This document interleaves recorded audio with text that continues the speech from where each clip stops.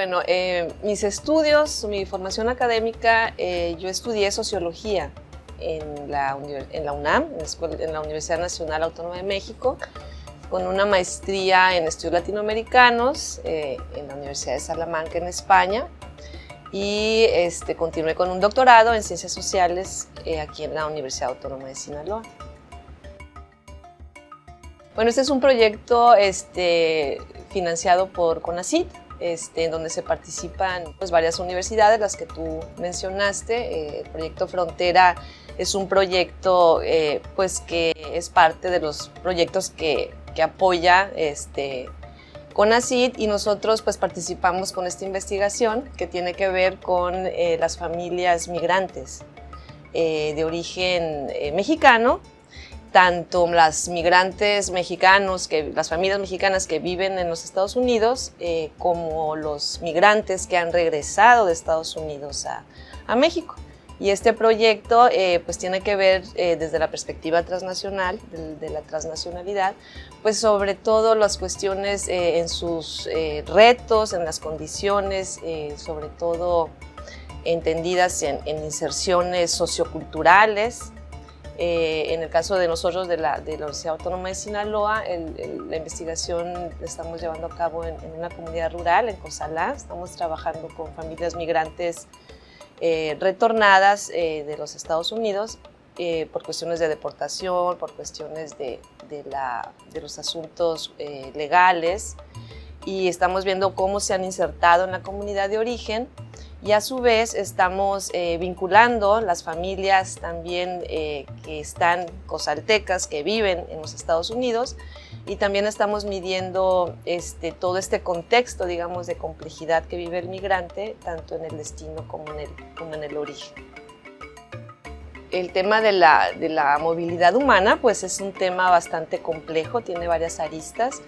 El enfoque que nosotros estamos tratando de visualizar pues tiene que ver con que se trata de grupos sociales pues con bastantes retos, ¿no? Que tiene que ver con un cierto dificultad, digamos, en inserción laboral en países de destino. Tiene que ver también con todos estos procesos culturales que significa ser hispano o latino viviendo en los Estados Unidos, ¿no? Se enfrentan a escenarios complejos desde su posicionamiento como indocumentados, la marginación, la exclusión, el racismo. Queremos ver estos elementos y también las estrategias que la comunidad migrante enfrenta, ¿no? Lleva a cabo para su sobrevivencia. En el mismo sentido, el grupo de la migración, que es uno de los fenómenos de la globalización, ¿no? También se relaciona con condiciones de expulsión, de desplazamientos. Entonces, pues todas estas aristas con lo que se enfrenta la migración, pues son temas muy contemporáneos que deberíamos de estudiar para comprender también no solamente las condiciones en las que estos grupos sociales se enfrentan o viven, sino también conocer estos procesos que ellos también van construyendo para seguir adelante en todos los ámbitos de la vida, ¿no?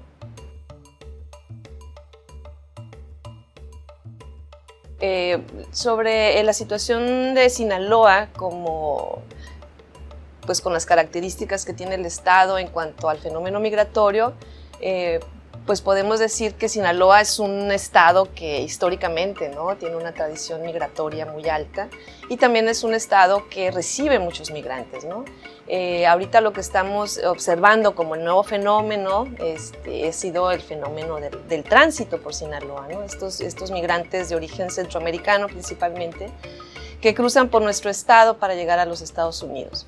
Entonces Sinaloa se está volviendo, bueno, en primera que no hay una gran importancia por estudiar estos fenómenos porque no hay mucha información todavía.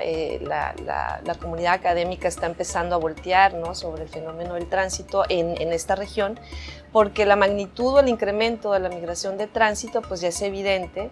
Y Sinaloa juega un papel fundamental porque es parte de la ruta del Pacífico, ¿no? Por donde transitan estos migrantes, esta nueva ruta, digamos, para llegar a la frontera y tiene sus características especiales, que es lo que estamos analizando también. ¿Qué significa para el migrante de tránsito cruzar por Sinaloa? Cómo se hacen estos encuentros, ¿verdad?, del migrante con el espacio público, con la ciudad, y también cómo la ciudad enfrenta, ¿no?, este grupo migrante. Y bueno, pareciera que se pasa por Sinaloa también por una decisión del propio migrante, señalando que por acá, aunque es más largo el camino, es una ruta más segura, es una ruta en donde no hay tanta riesgo, ¿no?, digamos, de hostilidades o de asaltos o de organizaciones criminales en el sentido de secuestros, como ha pasado por las rutas tradicionales, pero claro que se encuentran también con un contexto de mucha violencia, ¿no? Sobre todo cuando sabemos que el Estado también pues, tiene una fuerte actividad ilícita, ¿no? Y estos grupos delincuenciales pues también se enfrentan con los migrantes, y sobre todo es un reto que ellos tienen que aprender a darle la vuelta, como ellos dicen, ¿no? Y la violencia, pues recordemos que no nada más tiene que ver con las desapariciones, ¿no?, con cuestiones que tengan que ver directamente con la vulnerabilidad del cuerpo, ¿no?, sino que la violencia se presenta también pues, por una falta de atención por parte de los encargados, digamos, el Estado, para atender a los migrantes de tránsito. Hay una ausencia, ¿no?, de apoyos, de albergues, digamos, o de instituciones que le echen la mano. Entonces se encuentran en situaciones de muy alta vulnerabilidad y sí, eso es característico de esta población, ¿no? Sobre todo que vemos ahora cómo los migrantes de tránsito vienen acompañados con familias, con niños, y también cómo se violan todos los derechos humanos fundamentales de estas personas.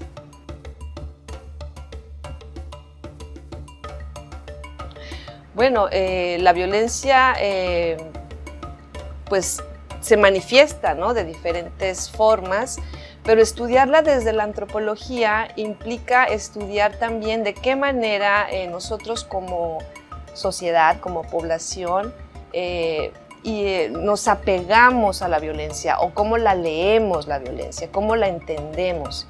Hay formas también de legitimación de la violencia, ¿no?, que tiene que ver también pues con una construcción cultural. Desde la antropología implica meterte entonces, ¿no?, en todo lo que es la violencia simbólica, ¿no?, la violencia que se ejerce día a día en nuestro entorno y que no podemos visibilizarla, no nos podemos dar cuenta de ella porque estamos insertos, ¿no?, en una cultura, en formas que hemos normalizado, y la antropología nos ayuda a identificar estos elementos simbólicos de la violencia que se encuentran presentes en nuestras sociedades. Claro, bueno, la identidad pues es una construcción cultural, ¿no?, una construcción que tiene que ver con cómo nos definimos, cómo nos autorreconocemos, pero también tiene que ver cómo nos reconoce el otro, ¿no?, y cómo nos identifica el otro. La identidad, por lo tanto, pues tiene que ver con una interacción social, una relación social, y lo que la globalización, digamos, nos presenta, pues es esta experiencia, digamos, ¿no?, de estarnos siempre contraponiendo con los otros, ¿no?, con aquellos otros que se empiezan a presentar, a visualizar de una manera muchísimo más compleja, más dinámica.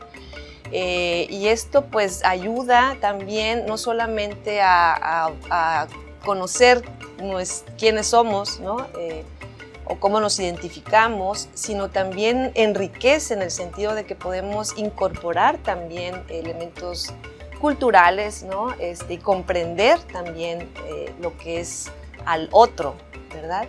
Entonces, pues las identidades no son monolíticas, las identidades están siempre en una constante construcción, y que se acentúa también en el proceso de la globalización. Pero este proceso también, como todos los procesos sociales y culturales, pues tienen una amplia complejidad, ¿verdad? Podemos también señalar que la globalización incluso pues ha detonado ciertos movimientos también identitarios, ¿no? O de resistencia identitaria, ¿no? Los movimientos de resistencia, los movimientos de reivindicación identitaria, los movimientos también pues de visualización, ¿verdad? Yo creo que si uno de los grandes movimientos sociales, digamos, que se derivan de la globalización, pues es sobre todo estos movimientos del reconocimiento de las identidades, ¿no?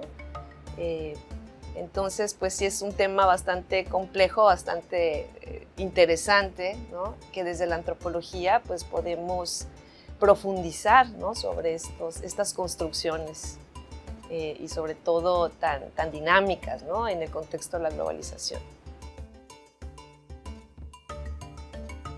Ni en el doctorado me han preguntado eso. Sí, no, te entiendo, claro. Bueno, con mi formación de socióloga, ¿cómo considero yo que se enriquece, digamos, como maestra, ¿no? A los alumnos de antropología? Bueno, yo creo que el antropólogo, en primer lugar la sociología y la antropología pues son como carreras hermanas, ¿no? Partimos del mismo interés, digamos, de conocer al humano, a las sociedades, ¿no? Entonces yo no veo una gran diferencia entre la sociología y la antropología, salvo pues el método, ¿no? El método que el antropólogo sigue, que es principalmente pues etnográfico, aunque la sociología también lleva a cabo el método etnográfico, ¿no? Ya no es nada más exclusivo de la antropología, sino incluso de la misma ciencia política, de la sociología, de la economía, etcétera. Puedes llevar a cabo estos métodos. Pero entonces yo lo que podría decir es que pues la sociología o la formación sociológica pues es fundamental para la antropología. Cuando uno estudia, no sé, cualquier tipo de tradición cultural o no, relaciones culturales, uno siempre está hablando pues finalmente de grupos sociales, ¿no? Y yo creo que el antropólogo no debe de quedarse nada más en un análisis descriptivo de lo cultural, sino que abrirse con otro tipo de análisis que lo hace la antropología. No digo que la antropología no lo haga, pero la sociología ayuda, ¿no? También a dar este elemento, este énfasis también en cuestiones más macro probablemente, que enriquece el trabajo de las dos disciplinas, porque las dos disciplinas se enriquecen mutuamente. Bueno, muy buena pregunta. Pues es mucho más complejo que eso. Sobre si América Latina es realmente un país tercermundista o subdesarrollado, ¿no? Bueno, primero tendríamos que deconstruir todos estos conceptos, ¿no? En primer lugar, claro, desde la perspectiva, ¿no? de económica, como se ha definido a partir pues de la modernidad, podríamos decir, ¿no? Un país desarrollado, un país exitoso, pues siempre estará medido en términos económicos, ¿no? Entonces, obviamente las clasificaciones que se hacen de primer mundo, segundo mundo, tercer mundo, pues tienen que ver con indicadores económicos y con bienestar, ¿no? Económico, lo cual evidentemente en nuestra región, pues en esos términos es una región pues con muchas deficiencias, ¿no? Somos una sociedad que no ha logrado o que no pues tiene los recursos, bueno, sí los tiene, pero nuestro posicionamiento en el sistema capitalista, ¿no? Nuestro posicionamiento o nuestra inserción en el sistema capitalista, pues ha sido una inserción muy desfavorable, ¿no? Y sabemos, aquí hay que retomar la historia, nuestra condición colonial, la economía extractivista, nuestras propias oligarquías, ¿no? Políticas, etcétera, pues han posicionado a América Latina en una situación pues estructural, marginada, digamos, ¿no?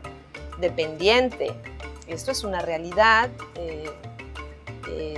Pongámosle primero, segundo, tercer mundo, pues nuestras relaciones o nuestro papel en el sistema económico sigue siendo un papel de exportador, ¿no? De materia prima, exportador de mano de obra, y claro, tiene que ver con esta historia colonial y con esta manera en la que nos hemos estado insertando en el sistema económico mundial. Pero también esto nos conlleva a deconstruir, decía yo, este concepto de primer, segundo y tercer mundo, porque estamos en esta visión del desarrollo, ¿no? Impuesta, digamos, desde el mismo concepto de lo que es ser moderno, desarrollado,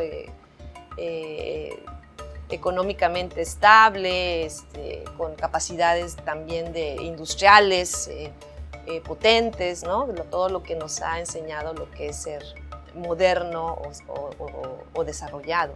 De construirlo en el sentido de que también este mundo del desarrollo pues también ha impactado o impacta en otras áreas que también ya estamos analizando, que tiene que ver con pues, el deterioro al medio ambiente, tratar entonces de las relaciones también de un racionalismo económico que va, digamos, bajando o impactando las relaciones sociales cotidianas, ¿no? Incluso la misma familia. Y hablo de un racionalismo que tiene que ver con el énfasis en el consumo, en la eficiencia económica, en el dinero, ¿no? Que hemos llegado a un nivel en el que pues, hemos perdido parte de lo que es ser una sociedad y trabajar en conjunto por el objetivo en común, ¿no? Nos ha individualizado, pues. Entonces, en este sentido, obviamente, América Latina todavía tiene muchos componentes sociales, culturales, que son enriquecedoramente valiosos. Lo que quiero decir aquí es que esta crítica al desarrollo, ¿no? Tiene que ver con enfatizar otras formas también de organización, otras formas culturales de solidaridad, de cooperación, de respeto al medio ambiente, en donde en América Latina podemos encontrar ejemplos muy importantes, ¿no? Las comunidades indígenas, sobre todo que nos pueden enseñar mucho de lo que puede ser vivir en una sociedad más armoniosa en términos del acercamiento con el medio ambiente, por ejemplo, ¿no? Con vínculos de solidaridad, ¿no? Con la vida o con la visión comunitaria que la hemos estado perdiendo por nuestro afán de estar en la carrera de lo que se define como el progreso, ¿no? Entonces, bueno, todas estas reflexiones desde la antropología nos permite, pues, ¿no? Avanzar en esta complejidad y crítica también del propio sistema económico capitalista, ¿no? Actual. Una de las principales inquietudes, digamos, cuando uno estudia lo social, pues tiene que ver con las grandes inequidades o desigualdades que existen pues en el mundo, ¿no? Yo he tenido siempre este compromiso, digamos, de cuando estudio lo social, tiene que ver con entender, ¿no? Estas diferencias, estas inequidades. Y no solamente en la migración, ahorita que lo hablo, ¿no? Este es un tema que yo he estado desarrollando en los últimos años, pero anteriormente a eso, pues también teníamos compromisos por entender y analizar otros grupos sociales, ¿no? Que también se encontraban, digamos, en estas características que te digo. Entonces, en la migración lo que uno puede ver es que pues, se trata de un grupo social, una población, pues con grandes desigualdades, en el sentido de que son el grupo que el propio sistema capitalista está expulsando de sus comunidades de origen, ¿no? La migración es multicausal, ¿no? Podemos encontrar muchas causas de la migración, pero fundamentalmente que esta migración que vemos actualmente, sobre todo del sur al norte, pues tiene una raíz pues, económica y también de violencia, en donde pues, estos grupos tienen que buscar nuevas oportunidades en otros lugares, ¿no? Entonces, tratar de comprender y analizar estas inequidades, estas diferencias, para mí me parece pues, uno de los compromisos del científico social. Y a pesar, bueno, son grupos vulnerables, son grupos también que se encuentran con todo relaciones de poder, ¿no? Que también ellos tienen que sortear para poder encontrar nuevas formas de sobrevivencia, y todos los impactos que esto tiene no solamente en los sujetos migrantes, sino en sus comunidades de origen, incluso en las sociedades destino, ¿no? En donde llegan.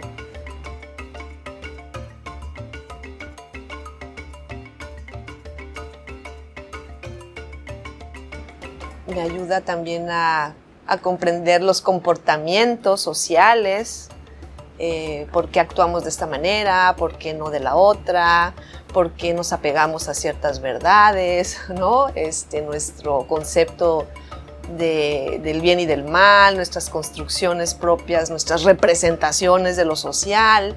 La antropología me ayudó a comprender esto y sobre todo te da las herramientas y los elementos pues, para respetar, conocer y aceptar las diferencias, ¿no? Eso es lo que en términos, digamos, personales también influye, ¿no? Influye también en relativizar todo, en deconstruir todo, ¿no? Y aprender pues, que somos construcciones culturales, y que cada sociedad, ¿no? tiene sus propias formas distintas. También te ayuda a comprender que somos parte de una historia, que somos resultado, ¿no? histórico de asuntos incluso políticos, económicos, sociales, ¿no? Y de eso estamos hechos los seres humanos viviendo en sociedad.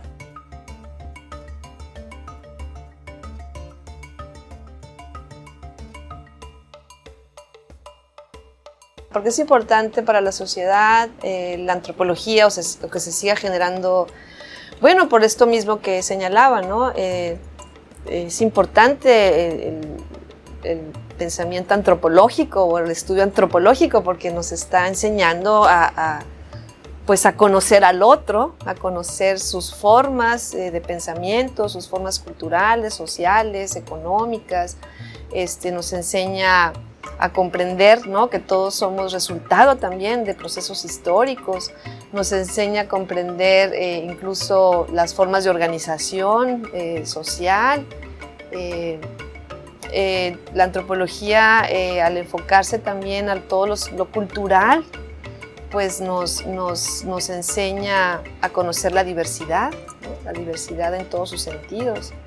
Y también quitarnos un poco ese etnocentrismo, ¿no? que tenemos de pensar que solamente mis formas de pensar o mis formas de actuar o mis formas de sentir son las universales, ¿no? las únicas, sino comprender que incluso mi forma de pensar, mi forma de ser, mi forma en la que yo me relaciono, pues también es una construcción. Y que los humanos, pues hay diversas formas de articularnos, ¿no? con esto que es la cultura. Nos enseña también a desnaturalizar, ¿no? Pensar que, digamos, desnaturalizar lo que pensamos que es natural, ¿no? Lo que pensamos que es lo que debe ser, ¿no? Y nos enseña pues a liberarnos un poco también de de muchos prejuicios, ¿no? De muchas valoraciones, que nos vuelve un poco cerrados hacia la diferencia, ¿no? La antropología nos quita o nos explica de dónde vienen, ¿no? Estas grandes verdades o estos grandes conceptos que en algún momento llegamos a pensar que es lo normal o lo natural, y nos damos cuenta que estamos hechos de una gran diversidad, ¿no? y que podemos deconstruir y encontrar, digamos, otras formas de ser.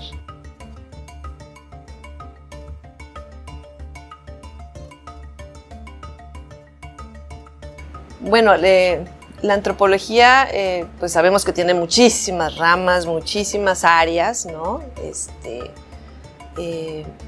Entonces, así como para decir un libro que pudiera aportar, ¿no? El interés de la antropología de manera general e introductoria, yo recomiendo mucho el libro de Marvin Harris, que se llama Antropología Cultural, que es un libro pues muy didáctico, muy sencillo en el sentido de que nos va explicando y nos va enseñando qué es la antropología, cómo se puede estudiar la antropología y también desde qué disciplinas, qué es cultura, qué es sociedad, qué es valores, ¿no?